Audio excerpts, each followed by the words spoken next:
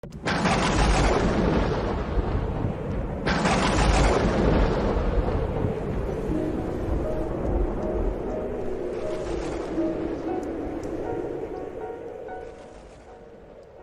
Seigneur soit avec vous. Et avec votre esprit. Évangile de Jésus-Christ selon saint Matthieu. Gloire à toi, Seigneur. Quand Jésus apprit l'arrestation de Jean-Baptiste, il se retira en Galilée. Il quitta Nazareth et vint habiter à Capharnaüm, ville située au bord du lac, dans les territoires de Zabulon et de Nephtali. Ainsi s'accomplit ce que le Seigneur avait dit par le prophète Isaïe: pays de Zabulon et pays de Nephtali, route de la mer et pays au-delà du Jourdain, Galilée, toi le carrefour des païens. Le peuple qui habitait dans les ténèbres a vu se lever une grande lumière. Sur ceux qui habitaient dans le pays de l'ombre et de la mort, une lumière s'est levée. À partir de ce moment, Jésus se mit à proclamer: convertissez-vous, car le royaume des cieux est tout proche. Comme il marchait au bord du lac de Galilée, il vit deux frères, Simon appelé Pierre et son frère André, qui jetaient leurs filets dans le lac. C'étaient des pêcheurs. Jésus leur dit: venez derrière moi et je vous ferai pêcheurs d'hommes. Aussitôt, laissant leurs filets, ils le suivirent. Plus loin, il vit deux autres frères, Jacques, fils de Zébédée, et son frère Jean, qui étaient dans leur barque avec leur père, en train de préparer leurs filets. Il les appela. Aussitôt, laissant leur barque et leur père, ils le suivirent. Jésus, parcourant toute la Galilée, enseignait dans leurs synagogues, proclamait la bonne nouvelle du royaume, guérissait toute maladie et toute infirmité dans le peuple. Acclamons la parole de Dieu. Louange à toi, Seigneur Jésus. Jésus, dans la continuité de l'élection de ses apôtres, ce que les évangiles appellent les 12, commence son travail missionnaire. Et il commence ce travail en appelant à la conversion. Conversion est un mot d'origine latine qui veut dire conversio, le retournement, le changement de direction.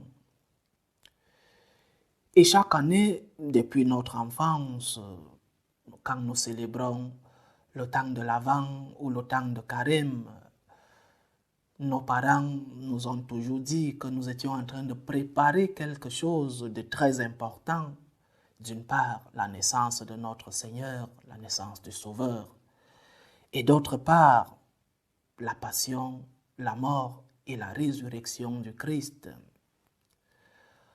La conversion implique non seulement un respect de certaines normes, respect de la loi, respect de la tradition, un comportement d'une manière déterminée, d'une éthique ou d'une morale.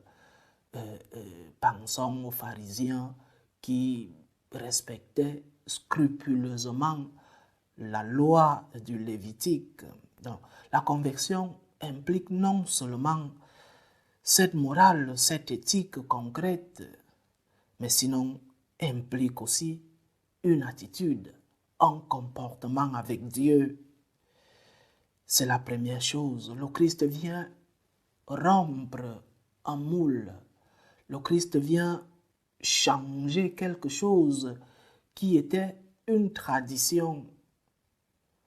J'ai payé mes impôts, j'ai payé le 10e de ce que j'ai gagné cette année. Alors, j'ai fait tout ce qu'il faut.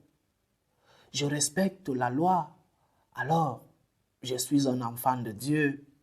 Je suis en relation avec Dieu. Et le Christ vient rompre ce moule. L'homme qui va vers Dieu seulement par intérêt ou par besoin, seulement par crainte, Le Christ vient faire cette conversion, ce retournement, ce changement de direction. Le Christ vient changer cette tradition qui n'était pas mauvaise en soi, aller vers Dieu par intérêt, pour lui demander ce dont nous avons besoin. C'est notre Père. Il nous donne sa volonté, bien sûr. Aller vers le Seigneur par crainte, craindre le Dieu Tout-Puissant. Bonne chose aussi. Mais le Christ vient nous donner un autre type de relation qui est pleine. Oui, il faut aller vers Dieu pour demander.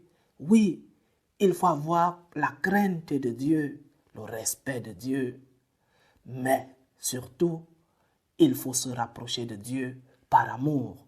C'est donc cette conversion que le Christ est en train de proclamer aujourd'hui. Convertissez-vous, rapprochez-vous de Dieu, pas par intérêt.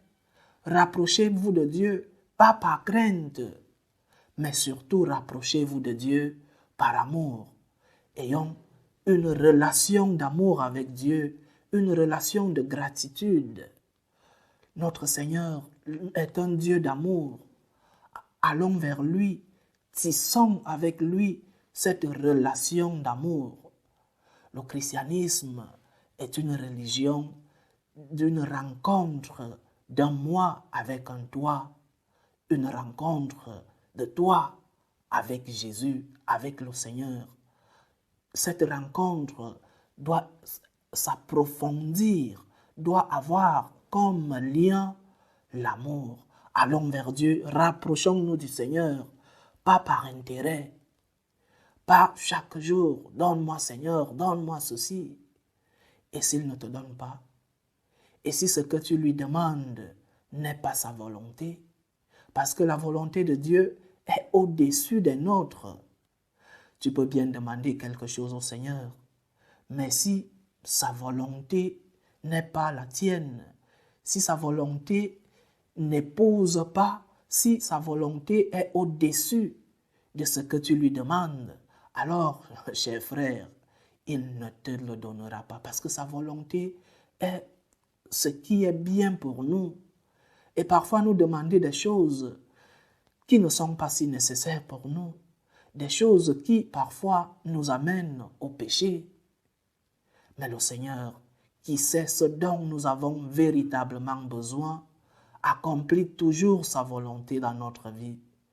Allons donc vers Dieu par amour, parce que son amour est ce qui nous rend plus forts, parce que c'est en tissant cette relation d'amour avec lui que nous serons de véritables enfants de Dieu.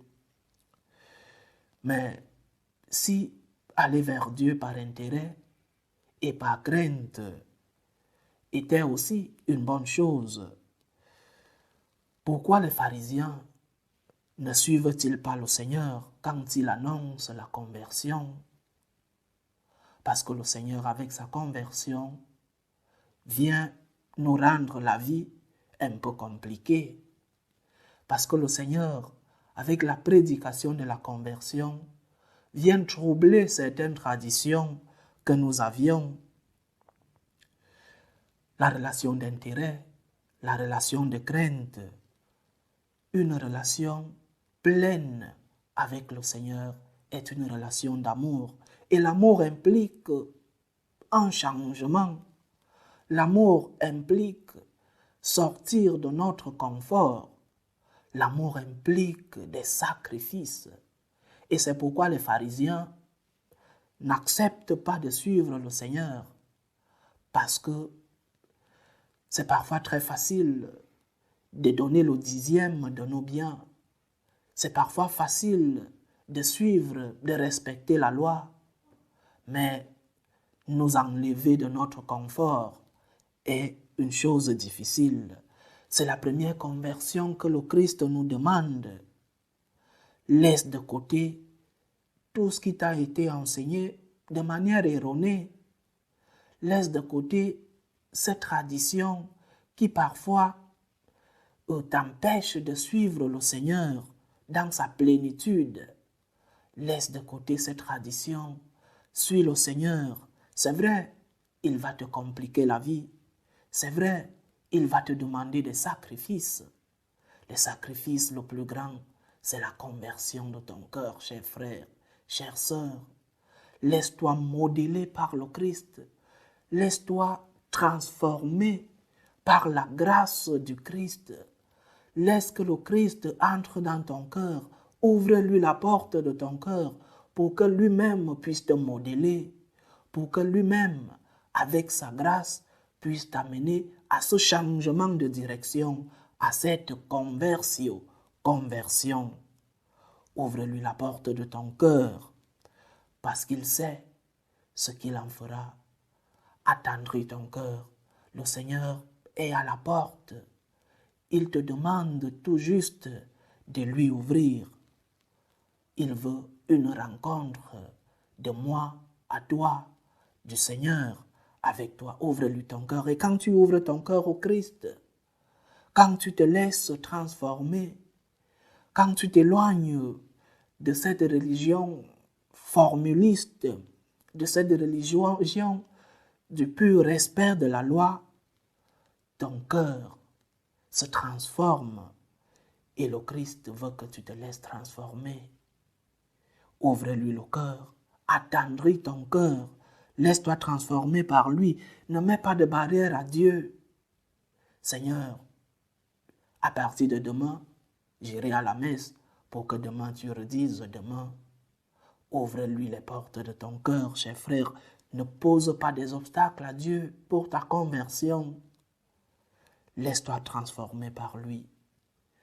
Que le Seigneur nous aide avec sa grâce à nous laisser convertir. Convertissez-vous, nous dit le Seigneur. Et se convertir aussi signifie laisser certaines de nos habitudes, certaines traditions qui nous ont été enseignées. La première lecture d'aujourd'hui, Saint Paul parle de ceux-là qui suivent la loi, qui suivent peut-être la personne de Paul lui-même, mais qui ne suivent pas Dieu. Mets ta vie entre les mains de Dieu. Ta vie n'est pas suivre ce que te dit le prêtre. Oui, le prêtre parle au nom de Dieu. Ta vie n'est pas l'enseignement du pape. Ta vie, c'est Dieu. Quand tu auras mis Dieu à la première place, ta conversion sera facile. Quand tu auras mis Dieu à la place qu'il mérite, c'est-à-dire la première, il t'aidera à te transformer. Il t'amènera à la conversion. Conversion signifie de compliquer la vie. Conversion signifie changement de direction. Laisse-toi transformer par le Seigneur et lui, il fera le reste, c'est-à-dire il te donnera la force, la grâce de la conversion. Loué soit Jésus-Christ.